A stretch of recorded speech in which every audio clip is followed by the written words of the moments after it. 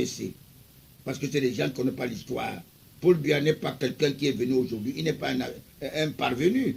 C'est un monsieur qui a fait son temps. Il a choisi de revenir au pays quand il avait eu ses diplômes. Pour venir souffrir avec ses frères au Cameroun.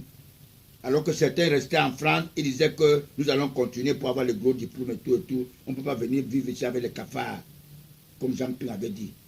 C'est parce que j'ai été inspiré des bons anges de Dieu en lisant mes affiches. J'ai la conviction que mon peuple n'est plus dupe.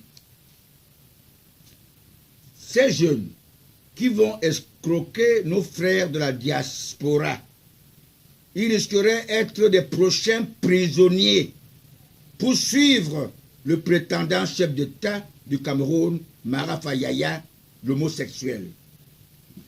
Même le drame tragique de Bepanda, il en sait quelque chose. Les choses ne seront plus comme avant. Le président Paul Biya m'a prouvé qu'il a l'expérience. Il conserve la sagesse du roi Salomon.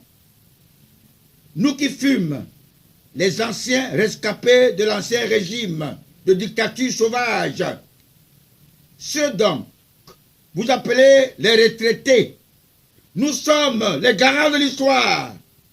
Le président Paul Biya est le sacrifié de son pays. Vous avez toujours dit qu'il voyage beaucoup. Son voyage n'a jamais été inutile.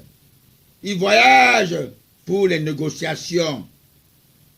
À Genève, vous savez, Genève est un pays neutre qui nous rappelle la mort de notre tout premier président, Félix Moumié, assassiné par les prédateurs français.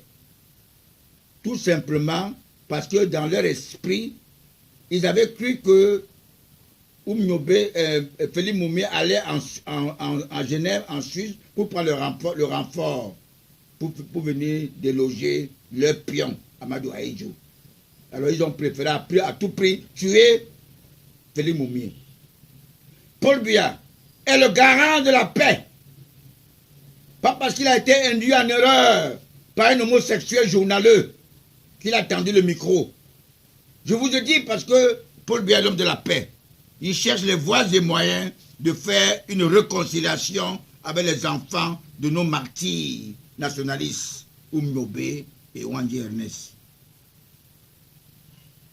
Vraiment, je suis seul. J'aurais dû mettre mes affiches en allant compétir, en allant en campagne à l'ouest de moi. Mettre, là où les Douala ont refusé de mettre les photos de Oumyobé, je devais mettre mes affiches d'abord là-bas pour leur dire non à la recolonisation, non à la déstabilisation. Là-bas, là où les Douala ont refusé, pour montrer que les Douala ne sont pas chez eux. Et même partout où nous pouvons mettre la photo de Oumyobé ou les statues de Oumyobé, il faut le faire. Oumyobé est quelqu'un qui a travaillé pour son pays. Personne ne l'ignore. Les Wandji Ernest. Le Paul Biya est en train de faire la réconciliation des Camerounais.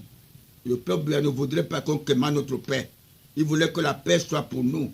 Malgré que les homosexuels l'ont induit en erreur. Et le Cameroun est devenu en feu. Bon, je demande, moi, le 1er octobre aujourd'hui, je demande à tous mes frères du nord-ouest et du sud-ouest de pardonner, de vivre avec l'arbre de la paix. Tout sera arrangé. Ne vous entretuez pas. Ça sera au détriment des pilleurs, au détriment de ceux qui sont méchants, les francs-maçons, pour qu'on puisse vous enlever, vous faire souffrir de plus. Paul Biya vous aime. Votons Paul Biya, n'est-ce pas, pour ce septennat que j'avais demandé. C'est moi qui ai demandé le 3e septennat pour Paul Biya.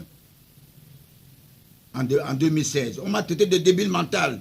Aujourd'hui, les gens parlent Paul Biya, Paul Biya. Alors Paul Biya a vu, il a su que son parti, le RDPC, ses membres sont des gens qui sont un peu les chauves-souris. Alors c'est pour cette raison qu'il a fermé le robinet.